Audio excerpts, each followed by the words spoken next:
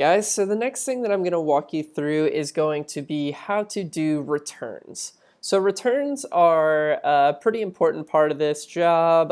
It's something that we need to do correctly to make sure that we're properly maintaining the right inventory counts and making sure that we are utilizing what the companies want us to do when doing returns. So certain products like nitro glass screen protectors, Skullcandy headphones, on-hand cables, professional cable, a lot of different things around the store have lifetime warranties on the products.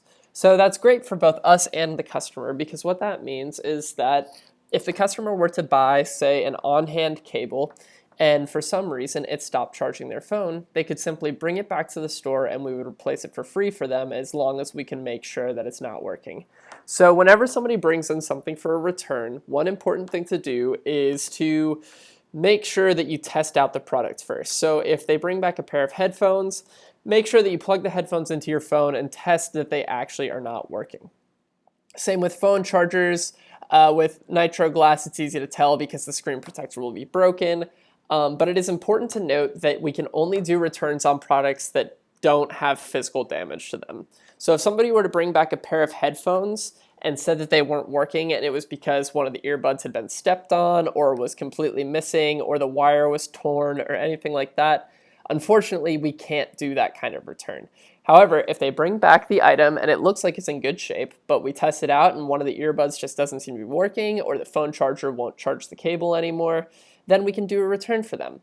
For nitro glass, the screen protectors, it's a little different because the product needs to be broken for us to replace it. So if somebody drops it and their screen protector shatters, what they'll do is they'll bring it back to us.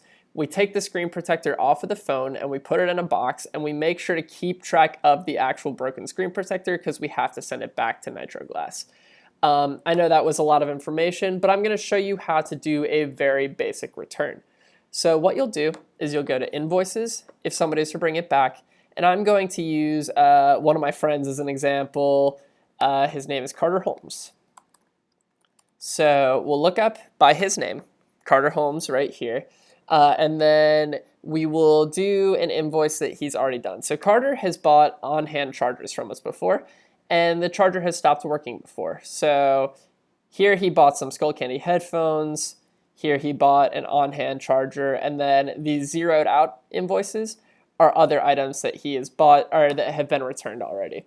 So what you'll do is you'll open up the invoice and make sure that the item that you're returning or that they are returning matches the item that's being described. So if he's returning a blue cable, but on here it says green, make sure that you are not returning it with this product. It needs to actually match the description of the product.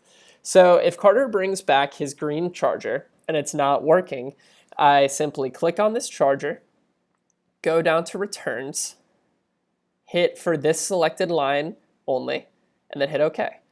It'll ask if you're sure that you want to do a return for this invoice. You'll hit OK. And most of the time it'll ask you to type in your password just to verify that you are actually meaning to do this invoice. Since I'm in the system as a manager, I don't have to type in my password.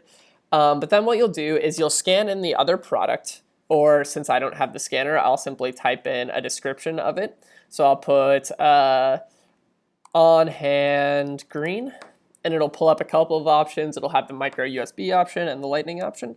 So I'll go ahead and click lightning right here, and then make sure that you discount it the same amount so that the total down here equals 0. Once you have done that, you'll hit save, and then you're good to go. After that, you don't have to worry about anything. You can just give them the charger, and then what you'll do is you'll print out a label that has your name, today's date, and the invoice number from this transaction right here, so that we can make sure that we're actually tracking which invoice it was, so that if anybody has any questions, they can find the actual invoice to make sure that it was done properly. If somebody's returning a green cable and they decide that they want to get a black cable, that's totally fine. Just make sure that you are returning the same color that they're giving you. So make sure that the product that they give you matches the description of the negative product right here. They can get whatever color they want after that, but then next time if they have to do a return again, you have to make sure it matches that. So that's a very basic introduction on how to do these types of returns. So I hope that that was helpful. And if you have any more questions, feel free to let Charles, Susan, or any of the other employees know, and they'll be sure to help you out. Thanks, guys.